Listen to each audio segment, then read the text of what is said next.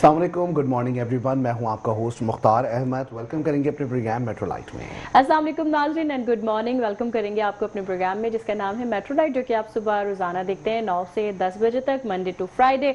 और मुख्तार और मैं आज ना हम 2 दिन से वैसे हम बहुत अच्छे अच्छे टॉपिक्स पे बात कर रहे हैं जो कि सेहत से मुताल्लिक है। अच्छे टॉपिक्स तो सारे होते हैं, ये बोले कि आपकी पसंद का टॉपिक ज्यादा है। आज मेरी पसंद का वो इसलिए क्योंकि मैं चाय लवर हूँ। आप चाय लवर हैं? मैं कॉफी और चाय बस दोनों समझने के हॉट बेवरेजेस जितने भी होते हैं ना, हाँ। वो को आधी नींद से उठा के मुझे कहें फरा चाय पी ले, मैं चाय पी लूंगी। मैं क्या बेइंतहा मुझे मोहब्बत है चाय से। क्या ही बात है। और ऐसी जो जब ये वाली चाय आती है ना, तो इसका एक मजा ही अलग होता है। अगर हम बात करें चाय के बारे से, वैसे आपको उमूमी तौर पे कौन सी चाय अच्छी लगती है? मतलब कुछ लोगों को कैडमियम वाली चाय बहुत अच्छी लगती है, कुछ लोगों को दूध पत्ती चाय अच्छी लगती है, कुछ लोगों को जो है हम ये देखते हैं कि जी वो टी बैग वाली चाय। नहीं, मुझे चाय अच्छी लगती है हम जो घर में बनाते हैं ना, नॉर्मल चाय जिसमें थोड़ी सी दूध पत्ती और थोड़ा सा स्ट्रॉन्ग फ्लेवर आ रहा होता है ना, तेज पत्ती वाली जो होती है, मुझे वो अच्छी लगती है। वो ऐसा लगता है कि हम पीते के साथ ही ना हमारा एकदम से दिमाग खुल जाता है और नए नए आइडियाज और नई नई चीजें आ रही होती हैं दिमाग में। और कुछ लोगों को जो है वो चाय पसंद होती है जिसमें सिर्फ दूध ही दूध होता है। मुझे उस तरह की चाय नहीं पसंद। स्ट्रॉन्ग नहीं हो तो फिर मजा नहीं आता। आज भी जो पहली स्टोरी हमारी है ना, वो बड़ी जबरदस्त सी है और हम बात कर रहे हैं चाय के हवाले से ही। बताया जा रहा है कि रोजाना अगर 2 कप चाय पियेंगे तो वो कितने फायदे बने। अच्छा, आपको पता है चाय अगर ज्यादा भी पिए वो भी नुकसानदेह होती है। हम ये देखते हैं कि जी लोगों को बदहजमी हो जाती है, सीने में जलन हो जाती है, क्योंकि और अच्छा लोगों की आदत भी है ना, कराची में रहने वालों की तो सबसे ज्यादा आदत है कि वो गरम गरम चाय पीते हैं, ठंडी करके चाय नहीं पीते हैं। और मैंने दूसरी जगहों पे जाके देखा है, हम इस्लामाबाद चले जाएं, हम अपर दीर और हम नॉर्दर्न एरियाज में जाएं, तो वहाँ चाय जो है ना वो लोग थोड़ी सी ठंडी करके पीते हैं। लेकिन यहाँ के लोग जो है ना बस कोशिश करते हैं कि गरम गरम सब कुछ मिल जाए। और ठंडी चाय का क्या मजा आता होगा, मतलब क्या फ्लेवर आता होगा ठंडी चाय का, आप मुझे बताएं। जब हम गरम गरम पियेंगे तो एकदम से नहीं, मुझे तो ऐसा लगता है चाय पीते तरोताजा हो जाते हैं, तवानाई का एहसास होने लगता है। यहाँ पे भी कुछ इसी तरह की बात बताई जा रही है कि जी रोजाना 2 कप चाय का फायदा आज हम आपको बताने जा रहे हैं। अगर आप रोजाना 2 कप चाय या कॉफी पीना पसंद करते हैं तो ये आदत दिमाग के लिए बेहतरीन साबित हो सकती है। जैसे कि हम 2 से ज्यादा ही पी जाते हैं, मैं और मुख्तार तो। ये बात एक नई तिब्बी तहकीक में सामने आई है। Journal of the American medical association में शाया तहकीक में बताया गया है कि जो अफराद रोजाना 2 कप चाय या कॉफी पीते हैं उनमें दिमागी तंजली का बाइस बनने वाले जो मर्ज है, यानी कि जिसको डिमेंशिया से मुतासिर होने का खतरा जो है वो कम हो जाता है, जबकि जहनी कारकर्दगी भी बेहतर हो जाती है। क्या बात है। अब आप तनज़्ज़ुल की बात कर रही हैं तो ऐसा ही है, क्योंकि सुबह सुबह जब हम उठते हैं तो दिमाग अच्छा मैंने एक चीज नोट की है, मैंने वो वर्ड गलत पढ़ दिया था, मुख्तार ने फौरन उसको सही कर दिया कि आप तनज़्ज़ुली वो तनज़्ज़ुली का जो लफ्ज है ना बड़ा इंपॉर्टेंट है। यही एक चीज है जो टर्मिनोलॉजी जिसके ऊपर फोकस करना है, कि वो जो बता रहे हैं कि जो दिमागी तनज़्ज़ुली, इसका मतलब है कि हम कभी कभी ऐसे होते हैं कि बहुत टायर्ड हो जाते हैं रात में। एक तो हम लोग वैसे ही लेट नाइट सोते हैं, फिर लास्ट गुज़िश्ता रोज भी हमने आपको स्क्रीनिंग टाइम का बताया था कि जिस वजह से लोगों की नींदें खराब हैं। अब वो सुबह उठकर दिमाग तो आपका काम ही नहीं कर रहा। अब उसके लिए जारी वो जो तनज़्ज़ुली टाइप का दिमाग हुआ हुआ है उसको जाकर करने के लिए जब तक चाय नहीं मिलेगी तब तक कि आपका दिन शुरू और आप सुबह जब नींद से उठे और आपको चाय ना मिले ना, तो आपका मूड एक अजीब ही जब खराब हो जाता है, समझ नहीं आता क्या करें। चाय के बगैर जैसे दुनिया अधूरी सी लगती है, नहीं? और फिर हमें, और ये बात सच है कि जब आप चाय पीते हैं, सोकर जब आप उठते हैं और आप चाय पीते हैं तो एकदम से आप फ्रेश फील करने लगते हैं, आपका दिमाग तेजी से काम करना शुरू कर देता है। एक और भी चीज है, हमने देखा था कि शुरू में जो है वो अभी जो रूटीन जिस तरह चल रही है इसमें अभी तो खैर गैस आ रही होती है अक्सर बेशतर। ऐसा है जिन लोगों को सुबह सुबह अर्ली मॉर्निंग उठ के चाय पीने का शौक है ना, तो वो हजरात हमने देखा कि वो चाय के ढाबों पे जाके चाय पीते नजर आए, क्योंकि सुबह सुबह जब गैस नहीं होती है और वो सुबह सुबह उठे हैं तो उनको होता है कि भाई कुछ भी हो जाए कि उनको चाय तो जरूर चाहिए। तो भाई ये भी हमने देखा। लेकिन अभी हम देखते हैं कि जी बाहर बैठ के चाय पीने का मजा जो है ना लोगों में वो ज्यादा मकबूल होता चला जा रहा है।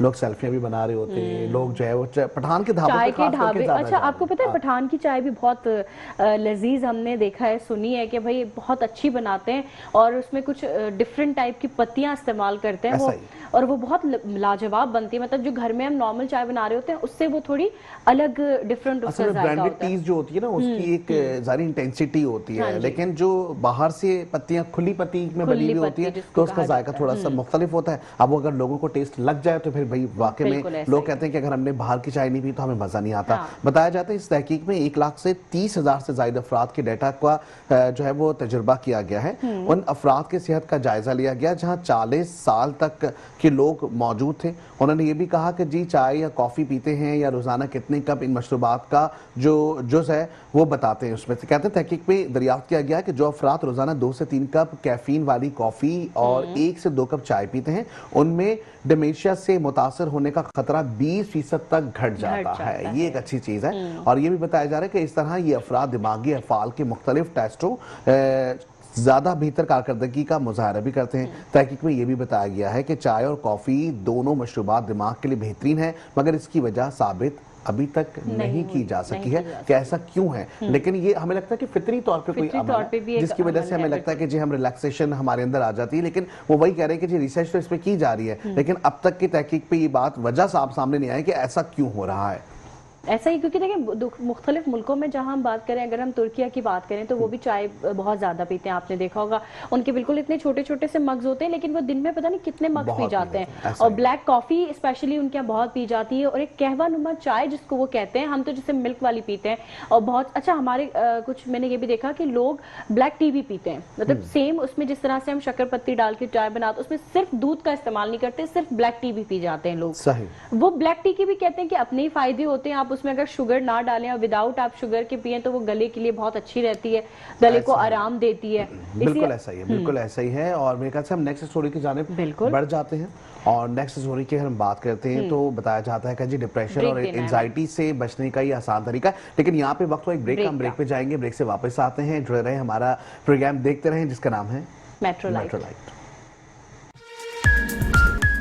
वेलकम बैक नाज़रीन। और जिस तरीके से गुफ्तगू का सिलसिला जारी था और हम बात कर रहे थे चाय के हवाले से। अच्छा, चाय तो पीते हैं, उससे हम ये देखते हैं कि दिमाग तेज चलता है, लेकिन आपको पता है कि हम इतना ज्यादा सोशली इन्वॉल्व हो गए चीजों में, या हम एक दूसरे की लग्जरी लाइफ को देख के अपने आप को इतना ज्यादा उसके साथ कंपटीशन करने लग गए, कंपैरिजन में आ गए, शिकार हो गए। हमारा दिमागी जो दबाव है वो डिप्रेशन में तब्दील हो गया है। एंजाइटी लोगों को ज्यादा होने लगी है। हम किसी के स्टेटस पे देख लें, कुछ खा रहे हैं पी रहे हैं, तो हम कहते हैं यार हम इस लाइफ को इस तरह क्यों नहीं एंजॉय करें। हमें सोचना होगा कि जी हमारी जो लाइफ है दूसरे की लाइफ से बड़ी मुख्तलिफ है, और हर हाल में शुक्र भी अदा करना ऐसा ही है। क्योंकि देखिए डिप्रेशन एंड एंजाइटी एक ऐसी चीज है जिससे आप जितना बेहतर, जैसे अपने आप को अगर आप सोशल कम रखेंगे ना, तो उतना ही आपको इससे मदद भी मिलेगी निकलने की। अब यहाँ पे ये बताया जा रहा है कि डिप्रेशन और एंजाइटी ऐसे अमराज हैं जिनसे मौजूदा अहद में हर उम्र के अफराद मुतासिर हो रहे हैं। डिप्रेशन या एंजाइटी के शिकार अफराद को दिमागी और जिस्मानी दोनों तरह के मसाइल का सामना हो सकता है। यानी वही बात है ना कि अगर आप मेंटली तौर पे खुश नहीं हैं, या अगर आप जहनी तौर पे चीज़ों का असर अपने ऊपर रखते हैं, तो आप उससे आपकी जिस्म भी उसका बीमार होना शुरू हो जाता है। आप मेंटली फिजिकली तौर पे भी अच्छा फील नहीं करेंगे। मगर ये भी यहाँ पे बताया जा रहा है कि अच्छी खबर ये है कि इन आम तरीन दिमागी अमराज से बचना ज्यादा मुश्किल नहीं है, बल्कि ऐसा आपके हाथ में ही है। यानी British journal of sports medicine में शायद तहकीक में ये बताया गया है कि एरोबिक वर्जिशों को मामूल बनाना डिप्रेशन और एंजाइटी की अलामात का जो नतीजा है उसका मौसर नतीजा निकल आता है इससे। बिल्कुल ऐसा ही, और बहुत अच्छी बात कही उन्होंने, जिस तरीके से बताने कि एंजाइटी और डिप्रेशन में जो लोग शिकार होते हैं ना, वो अपनी जिंदगी में ही समझते हैं कि शायद अब जिंदगी उनकी ठहर गई है, या जिंदगी भर वो डिप्रेशन में रहेंगे। लेकिन इससे निकलने के लिए आपको अपना जो वे ऑफ थिंकिंग है उसको मुख्तलिफ करना होगा। आपको अपनी रूटीन सेट करनी होगी, आपको एम्फेसाइज करना होगा कामों पे। अब जिस तरीके से बता रहे हैं ना तहकीक में कि जी आपने जो है वो एरोबिक करना है, या आप जुम्बा कर रहे हैं, या दूसरे एक्सरसाइजेस करें, इसकी वजह ये कि आपका माइंड डाइवर्ट हो, फोकस हो दूसरी जगह। बेसिकली हम ये देख रहे हैं कि एंजाइटी वाली जो बात है, या दिमागी जो इशू हम देख रहे हैं, डिप्रेशन में जो लोग पड़े हुए हैं, उसकी वजह सिर्फ ये सामने आ रही है कि लोगों ने ना एक दूसरे की लग्जरी जो लाइफ है उसको एक दूसरे से कंपेयर करना शुरू कर दिया, जिसकी वजह से समझते हैं यार इनके पास। अब जैसे टिकटॉकर्स को हम देख लें तो अगर उनकी रियलिटी देखें तो कुछ और है, लेकिन वो फ्रंट पे कैमरे पे कुछ और दिखा रहे होते हैं, तो कैमरे के पीछे कुछ और है और जो आपको दिखाया जा रहा है दोनों अलग चीजें हैं। लेकिन आप इससे बहुत आसानी से जो ना निकल सकते हैं। आप अपनी एक रूटीन बना लें, आपने एक अपनी डायरी बना लेनी है कि आपने सुबह से उठ के ये काम करने आपने। अब उसमें आपके दफ्तर के काम हो गए, आपके घर के काम हो गए, या आपके जो भी रूटीन है उसके अलावा बिल्कुल बदलनी होंगी। अपना सोशल चीजों से थोड़ा सा ब्रेक लें, दिन में 1 घंटा 1.5 घंटा अपने फोन से आप थोड़ा सा दूर हो जाए। देखिए जिस तरीके से हम स्क्रीन पे जैसे काम कर रहे हैं, अब डेफिनेटली कभी कभी बहुत ज्यादा हम देखते हैं कि जी बहुत सारी चीजें एक साथ आ रही होती हैं, तो हमारे हमें भी होता है कि जी अपने घर पे जाने के बाद ये सेलफोन्स और अपनी चीजें एक साइड पे रखें, मी टाइम बड़ा जरूरी है। मी टाइम बड़ा जरूरी है। आप बताएं कितना जरूरी है मी टाइम? बहुत जरूरी है। मैं अच्छा पता है क्या, मी टाइम हमारे यहाँ लड़कियां जो खास तौर पे जो मैरिड वुमेन्स हैं या जो हाउस वाइफ्स हैं, उनका मी टाइम क्या होता है, वो किसी सैलून चली जाती हैं, कहीं अपने दोस्तों के साथ लंच पे चली गई, ब्रेकफास्ट पे चली गई या सैलून चली गई, ये उनका मी टाइम होता है। और हमारा मी टाइम, जैसे अगर मैं अपनी बात करूं तो मेरा मी टाइम क्या है, हम अच्छा मुझे जो ना मूवीज देखने का बहुत शौक है, तो मैंने कोई अच्छी सी मूवी लगा ली, चाय बना ली, तो ये मेरा मी टाइम हो जाता है। इस तरह का ये मेरा मी टाइम है कि मुझे इस तरह से वक्त गुजारना अच्छा लगता है। या अगर जैसे होता है, ऐसे होता है कि कभी कोई घर में कोई काम बहुत टाइम से पड़ा हुआ है तो हमने वो काम कर लिया, इस तरह से हमारा माइंड भी डाइवर्ट हो जाता है। और रूटीन बनाने से क्या होता है, आपकी जो ना स्टेबिलिटी आती है आपके अंदर। मी टाइम में ना सबसे ज्यादा जरूरी है, मुझे ऐसा लगता है जो फैक्टर जो है सबसे ज्यादा इफेक्ट कर सकता है, हमें अपने मी टाइम में ना अपने आप को टाइम देना चाहिए। हमें हाइजीन की, जिस तरह भी आपने बात की कि जिस सैलून खवातीन चले जाती हैं, तो ये अच्छी चीज है क्योंकि वहां जाती है तो उनके हाइजीन का अपना ख्याल कर रही होती है, तो अपने आप से मोहब्बत करना सीख रहे हैं। इसका जो सेकंड मैसेज है वो यही है कि जब तक आप अपने आप से मोहब्बत करना नहीं सीखेंगे तब तक कि आप डिप्रेशन, मतलब एंटी डिप्रेशन नहीं होंगे। वो जो हम कहते हैं ना थेरेपी, एंटी डिप्रेशन जो थेरेपी है वो क्या है डिप्रेशन से बाहर निकलने के लिए, वो आपके अंदर ये सलाहियत पैदा करते हैं कि आप अपने आप को देखें, सिर्फ आप अपनी सराउंडिंग में देखें कि आप क्या कुछ कर रहे हैं, क्या चीज आपने कर लिया, कितना आपको आगे बढ़ना है। जब हम अपने आप को कैलकुलेट करना शुरू कर देंगे ना और लोगों को कैलकुलेट करना बंद कर देंगे, वहां आपकी डिप्रेशन की बीमारी खत्म हो जाएगी। ऐसा ही, क्योंकि हमारे जो ब्रेन को ना वो एक स्टेबिलिटी चाहिए होती है, सोचने की ना एक क्या कहते हैं, एक एम बनाना पड़ता है हमें, और हमें अपने उस एम पे चलना पड़ेगा। जब तक आप अपने आप को ये साबित नहीं कर देंगे ना कि आपसे बेहतर या आपसे ज्यादा इंपॉर्टेंट कुछ नहीं है, तब तक जो है ना ये चीजें आपके कंट्रोल में है। अगर आप समझते हैं कि मेरा जहन अब मेरे कंट्रोल में नहीं है या मेरी ओवरथिंक जैसे हम करने लग जाते हैं, तो इन चीजों पे हमें खुद ही अपने काबू रखना पड़ेगा। साइकोलॉजी हम अगर कहें कि ये जो हमने अभी बातें की सारी साइकोलॉजी की है, मतलब आपने अपनी सोच को, समझ को बदलना। लेकिन सेकेंडरी जो यहाँ पे बताया जा रहा है कि वो बता रहे हैं कि वर्जिश से कैसे चेंज कर सकते हैं। वो कह रहे हैं कि जी एरोबिक वर्जिश तेज रफ्तारी से चहलकदमी, दौड़ने, तैराकी करने, सीढ़ियां चढ़ने और साइकिल चलाने जैसी सरगर्मियों पर मुश्तमिल है। तब देखिए बड़ी अच्छी बात है, इसमें सारी चीजें देखें तो आपको समझ आएगा कि माइंड डाइवर्ट कर रही है। तैराकी आप जब तक स्विम नहीं कर सकते जब तक कि आपकी पूरी फोकस पानी पे उसकी लहरों पे ना हो। इसी तरीके से कह रहे हैं कि सीढ़ियां चढ़ने या उतरने, क्योंकि अगर आप चढ़ रहे होंगे तो आप सोचें कि सीढ़ियां चढ़ते हुए हमेशा ये होता है कि जी अब कदम है, अब आगे कदम है, मुझे ऊपर जाना, मुझे ऊपर जाना। तो ये वो चीज है जो कि आपके माइंड को डाइवर्ट करती है। फिर उन्होंने कहा कि जी दौड़ते रहें, तो हम किसी एक सिमत का तयन करते हैं और फिर दौड़ना शुरू कर देते हैं, तो तब भी हमारी जो फोकस है वो मुख्तलिफ हो जाता है। वो ये भी बता रहे कि इन वर्जिशों से दिल की धड़कन की रफ्तार तेज हो जाती है जबकि सांसें फूल जाती हैं, जिससे दिल और निज़ामे तनफ्फुस जो है वो उससे जुड़ी सेहत बेहतर हो जाती है। इस तहकीक के दौरान मुतादिद तहकीकी जो रिपोर्ट्स के डेटा का तज्जिया किया गया उसमें ये बताया जा रहा है कि जी वर्जिश जो है प्लेसबो या कुछ ना करने से डिप्रेशन और एंजाइटी की अलामात पर मुरतब असरात का जायजा लिया गया है। तहकीक में दरियाफ्त किया गया कि वैसे तो हर किस्म की जिस्मानी सरगर्मियां डिप्रेशन की शिद्दत में कमी लाने में मदद फराहम करती हैं, मगर इसके साथ साथ एरोबिक वर्जिशें डिप्रेशन के साथ साथ एंजाइटी से निजात दिलाने में भी मदद फराहम करती हैं। मतलब जो लोग डिप्रेशन के शिकार हैं उनको जिम में जाना चाहिए, जिम जाके वो एरोबिक करें। ऐसा ही है, क्योंकि इसके अलावा अगर आप जिम नहीं भी जा सकते हैं, जैसे खासतौर पर खवातीन जो घर में रहती हैं, तो वो अपने फोन पे कोई अच्छी सी वीडियो लगाएं और घर में जुम्बा कर लें, घर में एक्सरसाइज कर लें, आप योगा कर लें। योगा से भी बहुत फर्क पड़ता है। मुख्तार आपको पता है सुबह उठ के जब आप योगा करें, आप कपाल भाती और इस तरह की 2-4 जो योगा के क्या कहते हैं उसको टर्म्स होती है ना योगा में अलग अलग, तो वो करें, उससे भी आपका जहन बहुत फ्रेश हो जाएगा। और सबसे अच्छा जो एक्सरसाइज और वर्जिश का टाइम है ना वो सुबह का ही होता है। आप सोकर जब उठते हैं ना, ये सबसे अच्छा वक्त होता है सुबह में। आपका जहन सारी सोचों से बिल्कुल खाली होता है। बाहर ओपन प्लेस में जाके एक्सरसाइज या आप अगर गैलरी में कर लें, आप अपने किसी पार्क में कर लें, ऑक्सीजन की जो मिकदार होती है सुबह सुबह काफी ज्यादा होती है। सूरज क्योंकि नमदार नहीं होता है, उससे पहले ऑक्सीजन की मिकदार ज्यादा होती है, तो सांस लेने में भी आसानी होती है और फ्रेश एयर आपको ज्यादा से ज्यादा मिल रही होती है।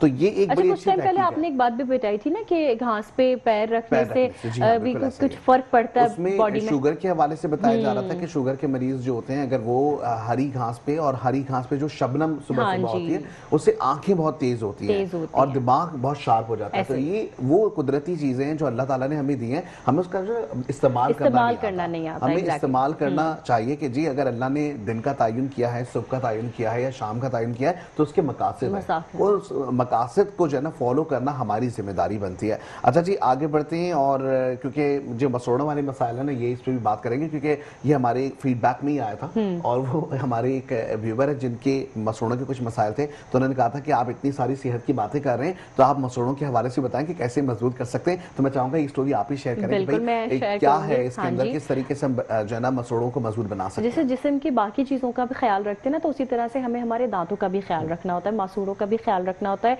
यहाँ पे ये बताया जा रहा है कि अगर आप मसूड़ों को मजबूत बनाना चाहते हैं तो इस मजेदार ग़िज़ा का इस्तेमाल आदत बना लें।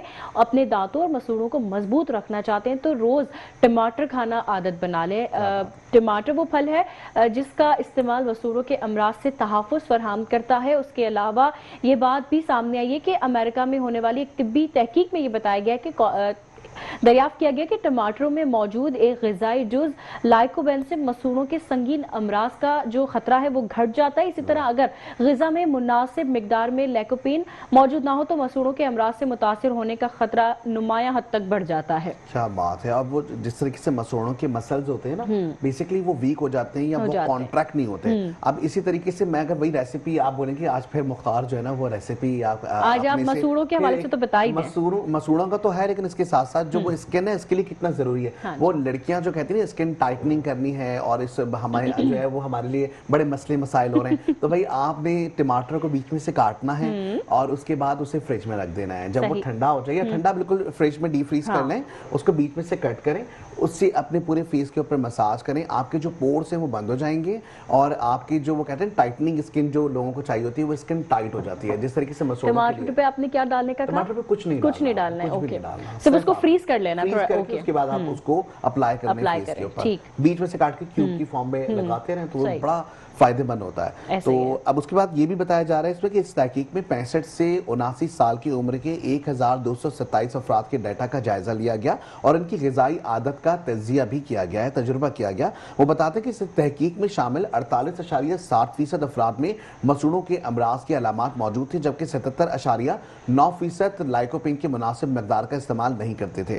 उम्र, जिन्स और दीगर अनासर को मद्देनजर रखने के बाद दरियाफ्त हुआ कि लाइकोपेन के इस्तेमाल और मसूड़ों की सेहत के दरमियान ताल्लुक मौजूद है। मतलब ये बहुत बड़ी बात है कि जी टमाटर तो नॉर्मली हम देखते हैं कि लोग वैसे भी नहीं खा रहे होते, इतने सस्ते हैं भी मार्केट में। वो अलग बात है कि जी ईद का टाइम आता है तो बड़े महंगे हो जाते हैं। अभी जो है वो समझने आसानी से दस्तयाब हैं, तो आप जरूर इस्तेमाल करें, उसे नॉर्मली खाना शुरू कर दें, सैलेड के साथ इस्तेमाल करें ताकि आपके मसूड़े जो है स्ट्रॉन्ग हो जाए। हाँ बिल्कुल, क्योंकि देखिए टमाटर वैसे भी कहते हैं ना कि ग़िज़ाई एक कुदरती एक ग़िज़ा है और उसमें अल्लाह ताला ने बहुत सारी क्या हमारे लिए फायदेमंद चीजें रखी हैं। सब्जियां हो गई, जैसे हम टमाटर की बात कर लें या इससे अलावा और भी बहुत सारी सब्जियां जो कि सीजनली हमें जो मिल रही होती हैं, जैसे सर्दियों में सब्जियां बहुत अच्छी मिल रही होती हैं, आपको पता है, और फिर उनकी अपनी अपनी फवायदे। तो उनमें से टमाटर भी एक ऐसी सब्जी है, ऐसा फल है जिसे हमें अपनी रोज की रूटीन में जो है ना लाजमी रखना चाहिए। अच्छा, अब वो जो सब्जी और फल वाली बात है ना, ये मुझे बड़ी अच्छी लगी कि आपने फौरन से क्वेश्चन की, जो वो फल है। बहुत सारे लोगों को जो है वो समझते हैं कि टमाटर जो है वो सब्जी है,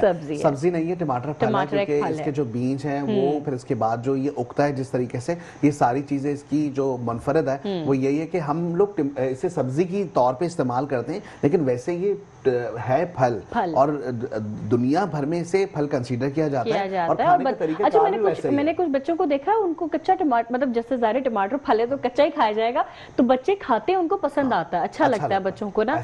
अब मुझे थोड़ा सा उसका जायका, एक चीज है, मैं तमाम बच्चों को जितनी फैमिलीज के लोग देख रहे हैं इनसे दरखास्त सिर्फ ये करूंगा कि ये टमाटर के नाम पे केचप इस्तेमाल करना छोड़ दे। मैं किसी ब्रांड का नाम नहीं ले रहा, केचप आपके हर जायके को खराब कर देता है। तो आपका जो जायका है ना किसी भी फूड का, अगर उसको किल करना है तो आपने केचप का इस्तेमाल करना, वरना। और वैसे ही हम देख रहे हैं कितना मुज़र सेहत केचप हमारे यहाँ मिलता है बाजारों में, खास करके आप फ्राइज की दुकान पे देख लें या मुख्तलिफ दुकानों पे देखें तो केचप में मिलावटें हैं, रंग मिलावा होगा, टमाटर का पेस्ट तो होगा, लेकिन वो पता नहीं कितना प्रिजर्व किया हुआ है, क्या खराबी है चीजों की। तो भाई कोशिश करें ताजे टमाटर लाएं, ताजे टमाटर खुद खाएं, लोगों को भी खिलाएं, उसकी खुद चटनी बना के रख लें, ये ज्यादा अच्छा है। अच्छा जी, आगे चलेंगे। और कल भी 2 दिन पहले, हाँ 2 दिन पहले हम एक बात कर रहे थे और हमने ये बात की थी कि जी नज़ला, जुकाम, खांसी जो है वो लोगों के घरों में नॉर्मल सी बीमारियां। और ऐसे में जब मौसम चेंज होता है तो इसमें बीमारियां आगे पीछे कहते हैं कि बराबर वाले घर में किसी को हो गई,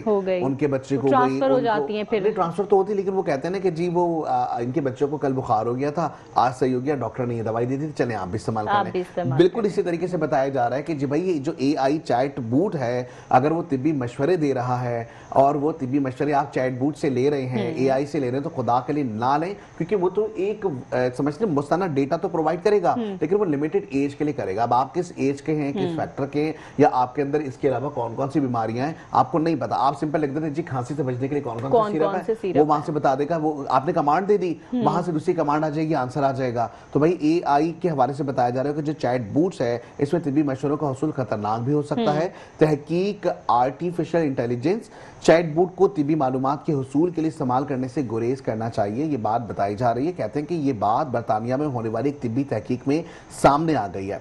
ये भी बताया गया कि ऑक्सफोर्ड यूनिवर्सिटी की तहकीक में बताया गया कि AI चैट बूट की जानिब से नाकिस और गैर मुस्तहकम तिब्बी मशवरे फराहम किए जाते हैं, जिनसे सार्फिन की सेहत को खतरात भी लाहक हो सकते हैं। तहकीक में यह भी दरियाफ्त किया गया है कि लोगों की जानिब से जब AI को तिब्बी मशवरों के लिए इस्तेमाल किया जाता है तो इन्हें अच्छे और बुरे दोनों तरह के जवाब मिलते हैं, जिसके बायस ये जानना मुश्किल होता है कि कौन सा मशवरा ऐसा है जिस पर एतमाद किया जा सकता है। बिल्कुल। और यहाँ पे ये भी बताया जा रहा है कि लोगों की जानिब से अपनी अलामात के बारे में जब AI से पूछा गया तो वो खतरनाक साबित हो सकता है। इस तहकीक में 1300 अफराद को शामिल करके उनसे पूछा गया कि अगर शदीद सर दर्द हो तो वो क्या करें। उन अफराद में 2 ग्रुप्स में उनको तकसीम किया गया और एक ग्रुप को AI से मदद तलब करने की हिदायत की गई ताकि वो इस तरह की सूरत हाल के मुताबिक फैसला कर सकें। जबकि इसी के तज्जिया ऐसा भी तज्जिया किया गया कि लोग किस हद तक ये जानने में कामयाब रहे कि AI का मशवरा करामद है या नहीं। मौक़िक़ीन ने यह भी बताया कि हमने दरियाफ्त किया कि जो अफराद अक्सर AI इस्तेमाल करते हैं वो ये नहीं जानते कि उन्हें क्या पूछना चाहिए और उन्हें मुतादिद मुख्तलिफ इकसाम की जो जवाबात मिलते हैं जिनका इन्हिसार सवाल के अल्फाज पर होता है। बिल्कुल ऐसा ही है। वही मैंने कहा ना कि हम जो कमांड दे रहे होते हैं उसके अगेंस्ट में जो प्रॉम्प्ट चल के आता है, वो प्रॉम्प्ट जब हम लगा देते हैं हमें नहीं पता होता कि जी वो जो जवाब तो दे रहा है, लेकिन जाहिर हर इंसान की कैफियत बड़ी मुख्तलिफ है। जब तक कि आप अपनी पूरी कैफियत को इंडल्ज नहीं करेंगे उसमें, तब तक के आपको पता ही नहीं चल सकता कि जी आपको के लिए कौन सी चीज जो है वो फायदेमंद है। लिहाजा भाई चैट GTP का इस्तेमाल तो करें, लेकिन कोशिश करें कि इससे कोई तिब्बी मशवरे ना लें। ये खतरनाक आपकी सेहत के लिए भी हो सकते हैं। जैसे कि हम दो दिन पहले भी हम यही बात कर रहे थे कि डॉक्टर का काम डॉक्टर ही बेहतर कर सकता है ना। इसी तरह से अगर हम बात करें, अगर हम गाड़ी बनाने वाला मैकेनिक है फॉर सपोज, तो वो अपना काम उसको बेहतर पता होता है। अब मुख्तार एंकर हैं तो मुख्तार को उनका काम बेहतर पता होगा। इसी तरह से डॉक्टर्स जो हैं बेचारे इतने, अब इंजीनियर अगर इंजीनियर जो है वो अपना काम कर रहा था, हम उसके काम में दखल अंदाजी करें तो वो बेचारा। लेकिन ये जो डॉक्टर्स हैं ये बड़ी मेहनत करते हैं, बहुत 4-4, 5-5 साल की मेडिकल की डिग्रीज लेते हैं, उसके बाद फिर सालों इनकी हाउस जॉब्स चल रही होती हैं, तो बहुत मेहनत के बाद ये डॉक्टर्स बनते हैं। तो जो बेचारे इतनी मेहनत करके आप लोगों की खिदमत, इंसानियत की खिदमत के लिए वो मौजूद हैं, तो आप अपना वक्त AI और इस तरह की चीजों पर जाया करने से बेहतर है कि किसी अच्छे डॉक्टर से कंसल्ट करें और अपनी जो भी कैफियत है, जो भी परेशानी है उसको बताएं, वो ज्यादा आपकी हेल्प कर अच्छे तरीके से हेल्प कर सकेगा। है। और अभी मेरे ख्याल से जो वक्त है ना वो ब्रेक का हो चुका है, ब्रेक का वक्त हो गया हमारे पास। जाएंगे और ब्रेक से वापस आएंगे, तो हमारे साथ जुड़े रहें और देखते रहें हमारा प्रोग्राम जिसका नाम है मेट्रो लाइट। वेलकम बैक नाज़रीन, प्रोग्राम में बातचीत का सिलसिला जारी है। बहुत अच्छे अच्छे टॉपिक्स आज हम डिस्कस कर रहे हैं और मुख्तार ने जैसे बहुत अच्छे अच्छे टोटके भी हमारे साथ शेयर किए हैं टमाटर और इसके हवाले से। लेकिन नेक्स्ट स्टोरी भी जो है ना हमारे पास कुछ इस्लामाबाद के हवाले से और थोड़ी सी अफसुर्दा कर देने वाली है, क्योंकि गुज़िश्ता हमने देखा कि 4 दिन गुजरने से पहले जब बसंत का त्यौहार भी लोग मना रहे थे, ऐसे में हमने देखा कि दहशतगर्दी का एक बहुत बड़ा हमला हुआ और जिसने पूरे पाकिस्तान को सदमे में डाल दिया है। हमने देखा कि जी तकरीबन 31 के अफराद या 32 अफराद जो हैं वो शहीद हुए हैं और ऐसे में बताया जा रहा है तकरीबन 150 से ज़्यादा लोग जो है वो जख्मी भी बताए गए थे। अब ऐसी सूरत हाल में हम ये देख रहे हैं कि जो वज़ीर आज़म का मस्जिद खदीजतुल कुबरा के शुहदा के वर्सा को 50 लाख रुपए फीकस इमदाद का भी ऐलान किया गया है। वज़ीर आज़म शहबाज शरीफ ने इस्लामाबाद में दहशतगर्दी का निशाना बनाई गई मस्जिद खदीजतुल कुबरा का दौरा भी किया है। इस मौके पर वज़ीर आज़म ने कहा कि इस वाक़े से बदतरीन बर्बरियत की और कोई मिसाल नहीं है। ये वाक़या तफरीक पैदा करने की साजिश थी जो नाकाम बना दी गई। बिल्कुल ऐसे ही है। वजीर आजम शहबाज शरीफ ने शोहदा के वर्सा को 50 लाख रुपए फी कस इमदाद देने का भी ऐलान किया है। इसके अलावा उन्होंने शदीद जख्मियों को 30 लाख रुपए और मामूली जख्मी होने वालों को 10 लाख रुपए फी कस देने का ऐलान किया। वजीर आजम ने खुदकुश हमलावर को रोकने वाले ओन अब्बास शहीद के घर भी गए और उनके अहले खाना से ताजियत भी की और ओन अब्बास की बहादुरी की जो है वो तारीफ भी की। बिल्कुल ऐसा ही। और ओन अब्बास के बारे में अगर मैं आपको बताऊं ना, तो ये बताया जा रहा था कि जब दहशतगर्दी का ये हमला हो रहा था तो एक दहशतगर्द के पास वो खुद गया और जाके उसने उसके साथ मुकाबला किया। उनके पास किसी किस्म का कोई असला कुछ नहीं था, लेकिन जो दहशतगर्द था उसके पास असला मौजूद था। लेकिन जितनी बहादुरी के साथ वो लड़े हैं और उन्होंने उनको पीछे धकेला है, तो ये एक अच्छी चीज हमें, मतलब अच्छी चीज क्या है, हम ये देख रहे हैं कि इस कंडीशन में जब हमने देखा कि अपनी लोगों को जान और बना लिया किसी भी चीज की परवाह किए बगैर उसने उसको रोकने की कोशिश की है, जो कि एक आला मिसाल ही हम कहेंगे कि हमारी मुल्क की तारीख में कायम हुई है। और जैसे कि गुज़िश्ता रोज शहबाज शरीफ जब वहां गए तो उन्होंने यही कहा था कि ये इन दहशतगर्दों का ना कोई दीन है ना ही कोई मजहब है, ये सिर्फ दहशतगर्दी जानते हैं, मासूम लोगों की जाने लेना जानते हैं। और दूसरी बात हम ये देखते हैं कि जी जिस तरीके से कुछ लोगों ने ना इसके ऊपर बड़ी सवालात उठाए कि एक जानिब जो है वो बसंत मनाया जा रहा था, दूसरी जानिब इस तरह का वाकया हुआ। इस वाकये पे जितना गम या जितना दिल उदास है वो मतलब उसकी कैफियत बताना वो लफ्जों में हो ही नहीं सकती। लेकिन सबसे बड़ी चीज ये थी कि आप ये देखें कि जी त्यौहार जी के पूरी दुनिया में हम देख रहे थे कि लोग हमारी उस बसंत को देख रहे थे, दूसरी जानिब दहशतगर्दी के वाकये को लोग देख रहे थे। लेकिन ऐसी सूरत हाल में अगर हम ये वो जो मामला था जो मस्जिद जो खदीजतुल कुबरा में पेश आया, ऐसे में लोगों में अल्लाह ना करे कोई मुसलमानों में तकरीब वो जो कहते हैं तफरीक पैदा ना हो जाए कि जी वो जो शिया या सुन्नी वाले कोई मामला ऐसा ना हो। तो ऐसी सूरत हाल में तमाम चीजों को कंट्रोल करना ये हुकूमत वक्त की अहम जिम्मेदारी होती है, जो बड़े अच्छे तरीके से हमने देखा कि अंजाम दी गई। तो ये एक अच्छा हम देख रहे हैं कि जी इक़दाम है। लेकिन ऐसे में जो लोग शहीद हुए हैं, जो लवाकिन हैं, उनके जो गम है उसमें हम बराबर के शरीक भी हैं। नेक्स्ट जो है हमारी स्टोरी वो रोजे के हवाले से, क्योंकि हम देख रहे हैं कि अब रमजान का महीना आ रहा है और आमद है। और ऐसे में अब हम देखते हैं कि जी महंगे फ्रूट मिलेंगे और इसके साथ साथ महंगी खजूर मिलेंगे, मशरूब महंगे मिलेंगे, तेल घी महंगे मिलेंगे, खाने पीने की तमाम अशिया महंगी हो जाएंगी, लेकिन पूरी दुनिया में सस्ती हो जाएंगी। तो ये तो रियलिटी है। स्पेशली सिर्फ हमारे यहाँ पाकिस्तान में रमजानों में महंगाई हो जाती है, वरना बाकी दुनिया के जो और मुल्क हैं वहां पर स्पेशल एक क्या कहते हैं वो बना दिए जाते हैं, रिलीफ पैकेजेस बना दिए जाते हैं, डिस्काउंट्स दिए जाते हैं, ताकि जो रमजान का महीना है जिसमें हम आसानी से रोजा और सहर अपना कर सके। अब देखते हैं हुकूमत पाकिस्तान कितना रिलीफ फराम करती है, तो आने वाला वक्त बताएगा। लेकिन अभी जो स्टोरी हम शेयर कर रहे हैं वो ओमान के हवाले से और बताया जा रहा है कि जी ओमान में पहला रोजा कब होगा, तारीख का बाकायदा ऐलान कर दिया गया है। रवा बरस रमजान मुबारक के पहले रोजे की तारीख का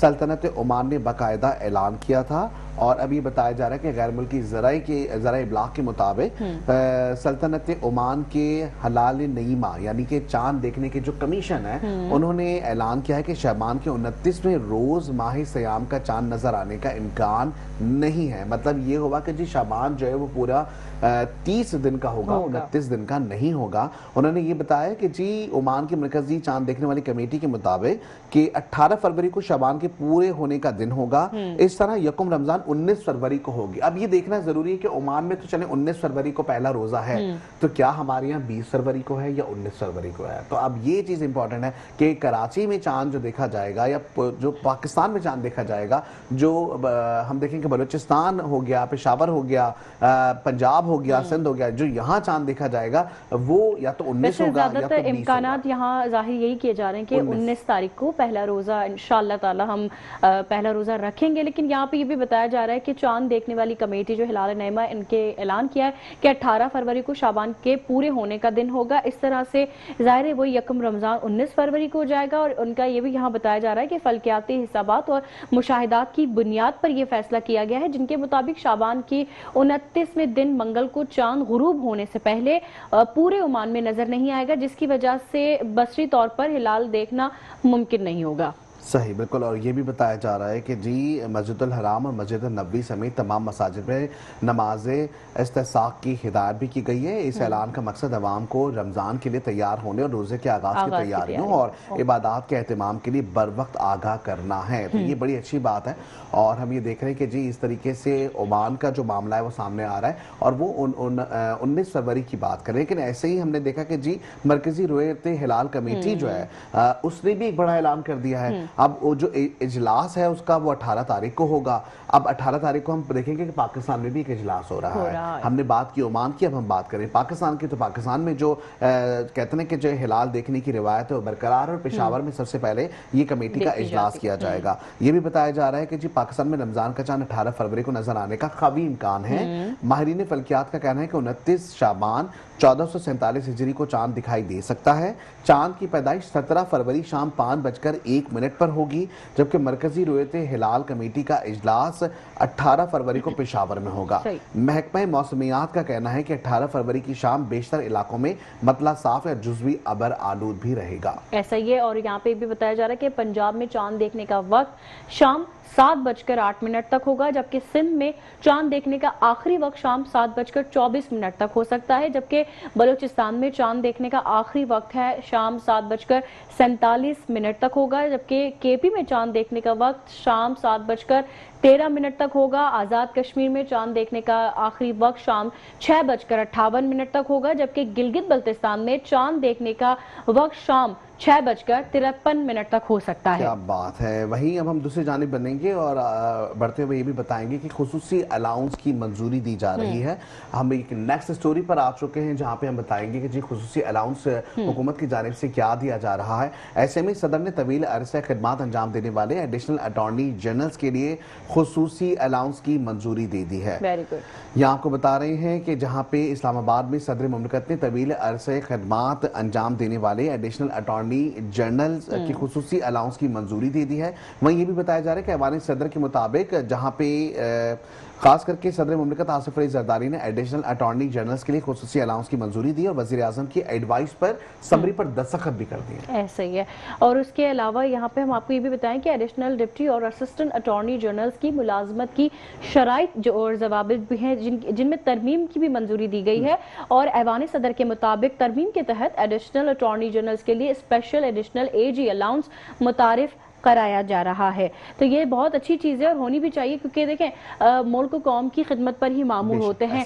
और अगर हम बात करें हमारे वकला बरादरी हो गई, हमारी पुलिस हमारी हो गई, तो ये इस तरह के जो इदारे हैं इनके लिए इस तरह की मरात या इस तरह की सहूलियात होना बहुत ज़्यादा ज़रूरी भी होता है। ऐसा ही है, ऐसा ही है। और अब हम एक अफसोसनाक, क्योंकि है तो एंटरटेनमेंट की खबर, लेकिन बड़ी अफसोसनाक ये खबर है, वो ये है कि 39 साल मतलब 40 साल में 1 साल कम उम्र का एक नौजवान मारूफ फनकार है, अदाकार है, जो कि इस दुनिया से जो है वो रुखसत हो चुका है। जनूबी कोरिया के मारूफ अदाकार जंग योंग वो जो कि 39 साल की उम्र में इंतकाल कर गए हैं। और यह आपको बताएंगे जहां पे गैर मुल्की मीडिया के मुताबिक अदाकार जंग योंग वो ने कोरिया के मशहूर ड्रामों में अदाकारी से लोगों के दिलों में घर कर लिया था। और यहाँ मजीद जो हम बता रहे हैं ना इस हवाले से कि जनूबी कोरिया के मारूफ अदाकार हैं, 39 साल उम्र बताई गई है इनकी।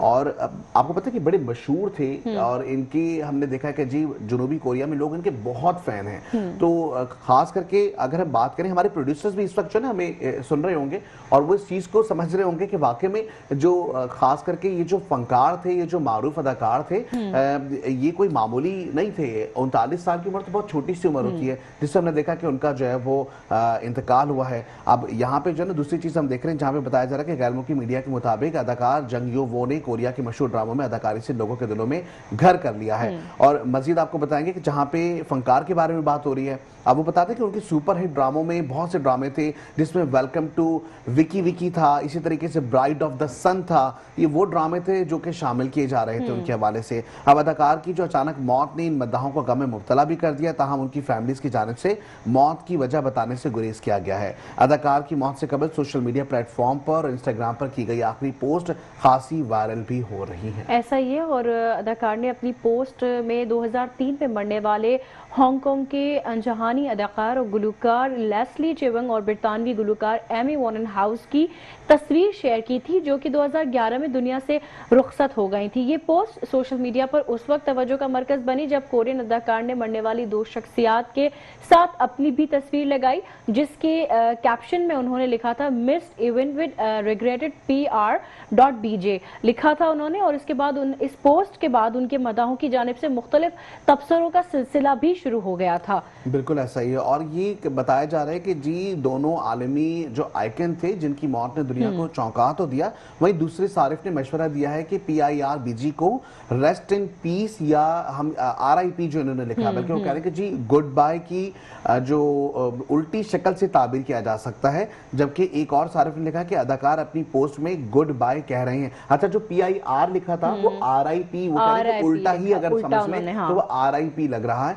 और जिनके साथ उन्होंने तस्वीर लगाई है और वो जो लोग हैं वो इस दुनिया में वैसे ही नहीं है। तो आया ऐसा भी हो सकता है कि जो लोग तबसरा करें, सही करें कि उनको शायद अपनी मौत का खुद से एहसास हो गया हो, उनको पता हो कि जी अब वो इस जिंदगी में जिंदा नहीं रह सकते, लिहाजा उन्होंने एक आखिरी पोस्ट लगाई और इस जहान फानी से रुखसत हो गए। तो जी आज के हमारे प्रोग्राम में मेरे ख्याल से यही स्टोरीज हैं और आप लोगों की फीडबैक का भी हमें इंतजार रहेगा। इसके साथ साथ खास करके क्योंकि वक्त बड़ा मुख्तसर होता है, लेकिन जो हमारी व्यूवर्स हैं, जो हमारी हम कहते हैं ना कि जी देखने वाले जो हमारे हजरात हैं या वो लोग जो कि सोशल मीडिया पे हमारी पोस्ट पे कमेंट भी कर रहे होते हैं, तो वही आप लोगों से गुजारिश यही है कि जी अगर कोई नया टॉपिक आप चाहते हैं कि जिसमें डिस्कशन हो तो आप अगर सजेशन देना चाहें तो आप हमें सजेशंस दे सकते हैं और अब अपने प्रोग्राम में इस टॉपिक पर भी बात कर सकते हैं। अभी के लिए फिलहाल हम मुझे और मुख्तार को इजाजत दें क्योंकि टाइम बहुत कम है। इंशाअल्लाह ताला आपसे कल आप लोगों से मुलाकात होगी। खुदा हाफिज। देखते रहिए हमारा प्रोग्राम जिसका नाम है मेट्रो लाइट।